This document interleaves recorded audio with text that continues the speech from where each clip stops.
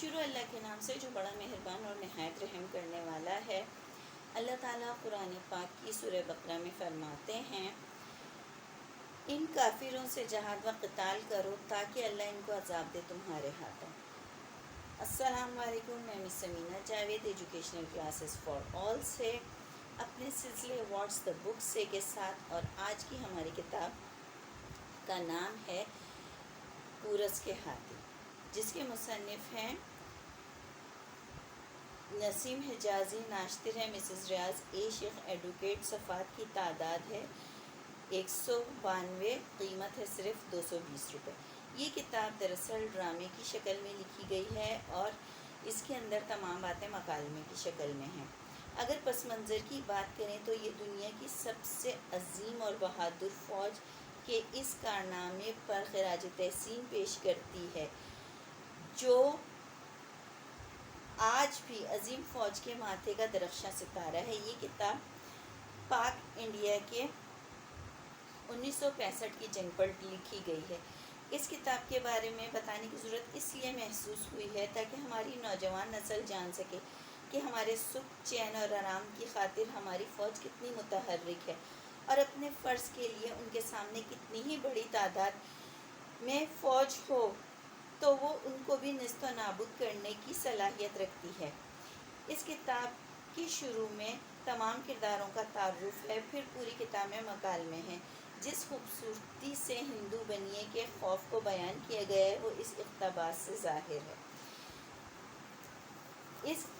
یہ جو میں آپ کو بتانے لگی ہوں، اس کے اندر اس وقت کے بھارت کے صدر ڈاکٹر رادھا کرشن اور وزیر داخلہ گلزار لال نندا کے درمیان ہیں۔ ان ڈائیلاگز میں یہ بات ہو رہی ہے کہ کس طرح وہ اپنی عوام کو مس گائیڈ کر رہے تھے اور کیسے جو ان کے لیے بھی پریشانی کا باعث بن رہے تھے۔ اقتباس کچھ ایسے ہے، رادھا کرشن یعنی صدر صاحب، لیکن تم کتنی دیر ان کی آنکھوں اور کانوں پہ پہرے بٹھا سکو گے؟ اب ساری دنیا کا پریس اور تمام ملکوں کے ریڈیو ہمارا مذاق اڑاتے ہیں۔ تم نے اعلان جنگ کیے بغیر اس امید کے ساتھ پاکستان پر حملہ کیا تھا کہ تم چند گھنٹوں کے اندر اندر دشمن کو ہتھیار ڈالنے پہ مجبور کر دو گے۔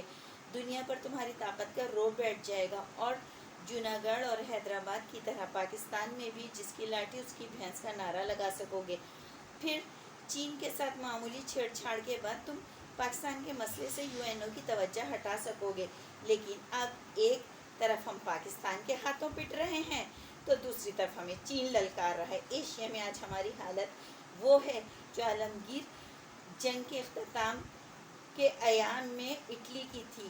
اب عدم تشدد کا چولا پہن کر بھی ہم منہ کی سیاہی نہیں چھپا سکتے۔ مغربی طاقتیں ہمیں اسی لیے گولہ بارود دیتی ہیں کہ وہ ہمیں مشرقی ایشیا میں چین کا مد مقابل سمجھتی ہیں، لیکن اب ساری دنیا یہ کہہ رہی ہے جو ملک پاکستان کے ہاتھوں پٹ رہا ہے وہ چین کا مقابلہ کیسے کرے گا؟ ہم نے بھارت کی فوج قوت میں اضافہ کرنے کے لیے عوام کو ننگا پھونکا رکھا، لیکن ہماری 18 سال کی تیاریوں کا انجام یہ ہے ہم ایک محاذ پر گزوں کے حساب سے آگے بڑھتے ہیں اور دوسرے محاذ پہ میلوں کے حساب سے پیچھے بھاگتے ہیں۔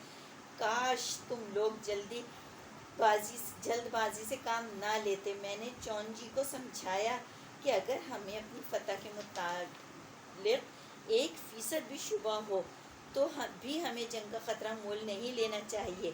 ہم چند سال اور تیاری کر سکتے تھے، اور اس عرصے میں دوسرے چوتھے مہینے چین کے خلاف بیان دے کر یا جلوس نکال کر مغربی ملکوں سے لاتعداد روپیہ اور اسلحہ حاصل کر سکتے تھے۔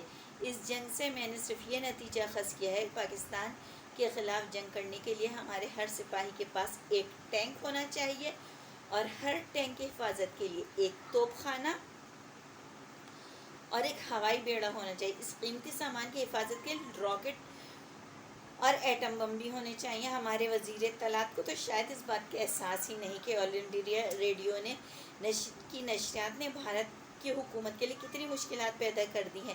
6 ستمبر کے دن جنگ شروع ہونے سے چند گھنٹے بعد ریڈیو نے اعلان کیا کہ لاہور فتح ہو چکا ہے، اور اس اعلان سے چند منٹ بعد सेठ मूचंद और सेठ धनी राम मेरे पास मिठाई लेकर पहुंच गए। डॉक्टरों ने मुझे मिठाई खाने से मना कर रखा है, लेकिन फ़तह की खुशी में और सेठ साहिबान के इसरार पे मैंने भी 5-6 लड्डू खा लिए।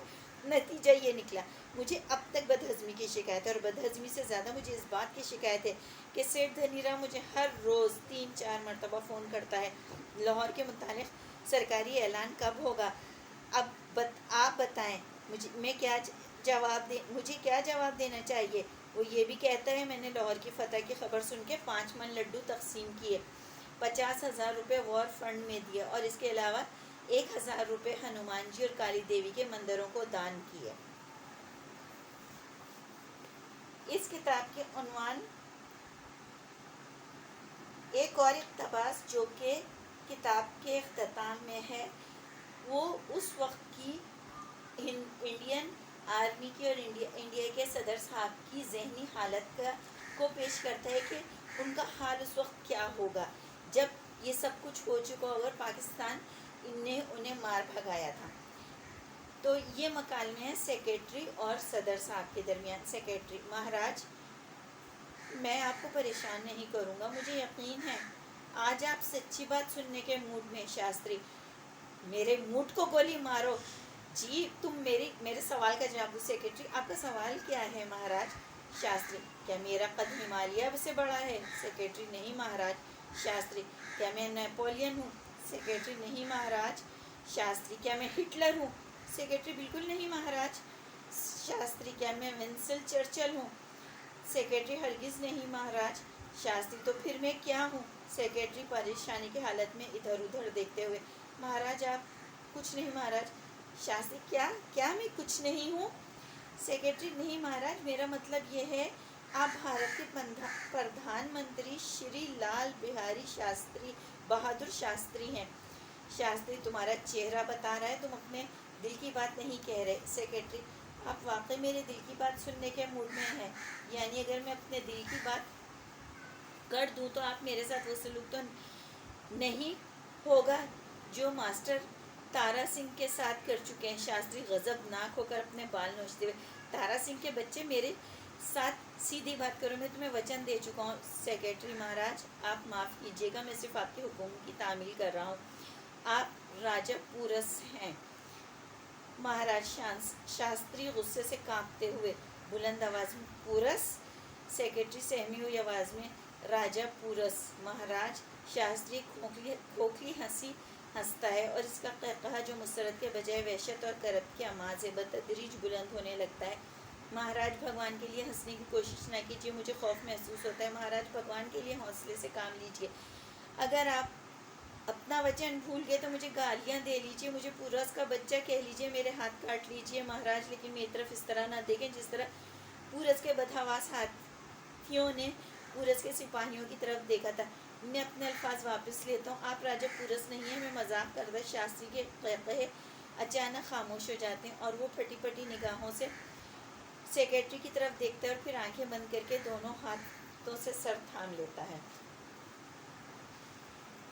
तो अब मैं आपको थोड़ा सा बताऊं कि पूरस जो इस किताब का नाम है, दरअसल ये कदीम हिंदू बादशाह था और इसकी फ़ौज में बड़ी तादाद में हाथी थे। और एक बादशाह से जब इसकी जंग हुई तो उस जंग के अंदर इसके हाथी जंग के खौफ से इतने बदहवास होकर उल्टे पैरों दौड़े कि उन्होंने पूरस के बहुत से फौजियों और खुद पूरस को भी अपने ही पांव तले कुचल डाला। आखिर में मुसन्निफ़ के खूबसूरत अल्फाज के साथ मैं उनके जज्बात भी आप तक पहुंचाने की कोशिश करूंगी। ये एक मुख्तसर और गैर संजीदा तहरीर है जिसे पूरी संजीदगी के साथ लिखा गया है। ये चंद कहकहे पाकिस्तान के उन जियाले सिपाहियों के रहने मिन्नत हैं जिनकी मुस्कुराहटें जंग के अयाम में पूरी कौम के लिए सरमाया हयात बन गई। ज़रूरी है कि इस किताब का मुताला किया जाए और अपनी नई नस्ल को वाज़ेह तौर पर बताया जाए कि हम जिस खित्ते ज़मीन पर रहते हैं, अल्लाह रब्बुल इज़्ज़त ने इसकी हिफाजत के लिए माशाअल्लाह बहुत मजबूत और शानदार अफवाज दी है। اللہ تعالیٰ میرے کہنے اور آپ کے سننے کو قبول کرے۔ اے اللہ، کوئی مشکل نہیں بجے جس کو تو آسان کر دے، اور تو چاہے تو سنگلاخ زمینوں کو نرم و ہموار کر دے۔ السلام علیکم۔